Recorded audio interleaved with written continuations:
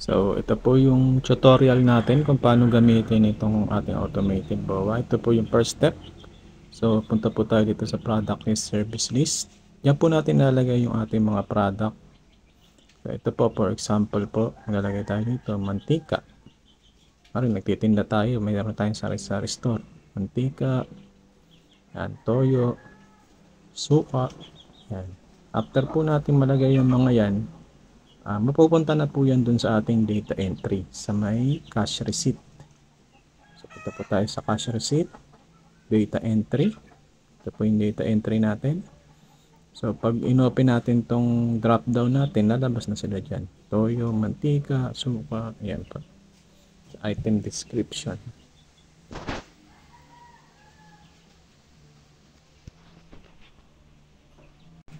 Ito naman po tayo sa ating cash receipt. So, ang entry po natin dito ay sa ating data entry. Ito po yun, sa side lang po. So, mag-i-input lang po tayo dyan. Ito po yung example. Name ng ating buyer. Team. Saan siya nakatira. Product. Ilang peraso, magkano.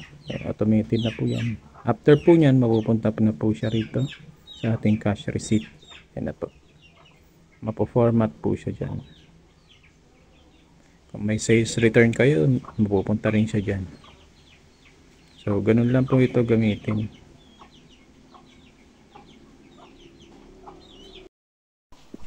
Ito naman po yung ating cash disbursement. So, yan lang din po. Mag-entry lang din po tayo rito. Date. Lagay ang date. Supplier name. Kung anong type of disbursement ito. Example dito is salary. Invoice number. Kung amount. Kung magkano yung pinasweldo mo. So, automated po siya mapupunta dyan sa salaries. Dito, dalawa yung entry kasi dalawa yung salary na nilagay natin. So, papalitan po natin yan dito sa yan, mamimili lang po tayo dyan. Tapos, yan, may total computation po yan kung magkano na ba lahat yung gastos natin. Ito po yung titles, mga account titles. Pwede po natin itong ma-edit o magdagdag. So, yan lang po sa baba. Dagdag kayo ng expenses title nyo. Mawari, gas and oil. So, yan po. Mapupunta po siya dyan. Gas and oil. Tapos, for journal po, ilalagyan natin ng description. So, payment for gas and oil. Yan. Ganyan lang po siya. Kasi automated po ang ating ledger at journal. So, kailangan natin lagyan ng description.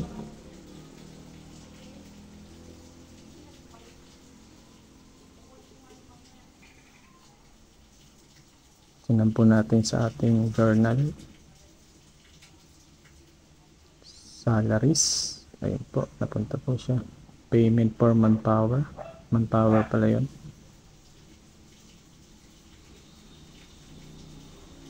Single entry lang po ang gamit dito. Ledger, nasa ledger din siya.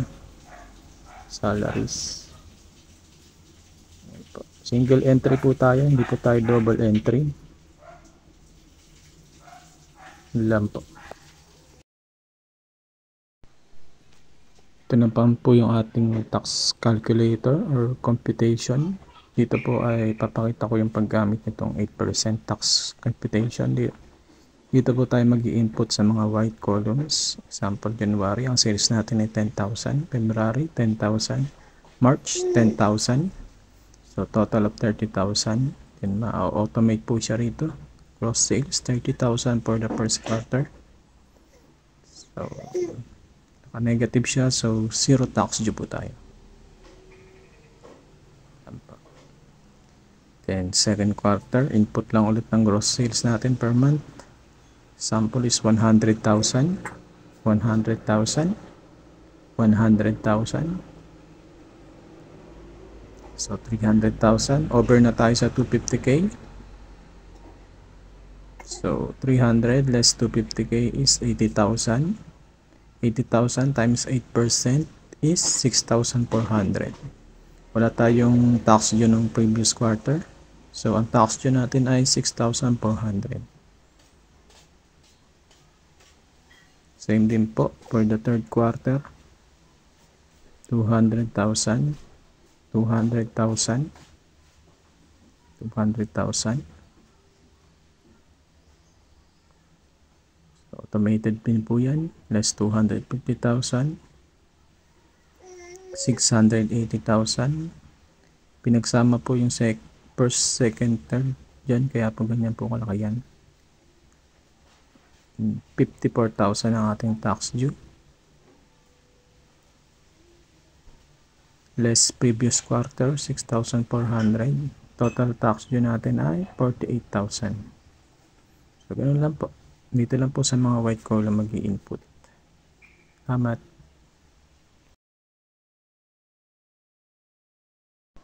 Dito naman po tayo sa 1701 at 2551Q percentage tax per 3% BNB and OSD.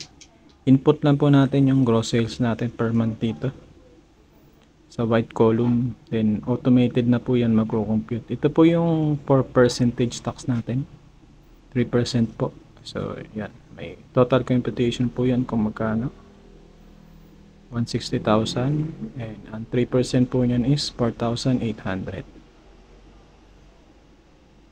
So ganun lang po makukuha natin dyan. Lalagay natin per quarter. Ito naman po tayo sa OSD and 3% income tax computation. So drop down po natin yan. Pipili tayo ng range ng sales natin. So for example ay dito.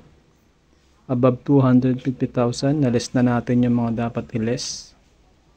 So input natin, example sa ating gross income is 300,000. So ang tax due natin ay 7,500. Ito naman po yung sa OSD. So pag nag-input po kayo dito sa ating percentage, automated po siyang magka-calculate dito. So ang first quarter natin for example ay less 40% is 96,000.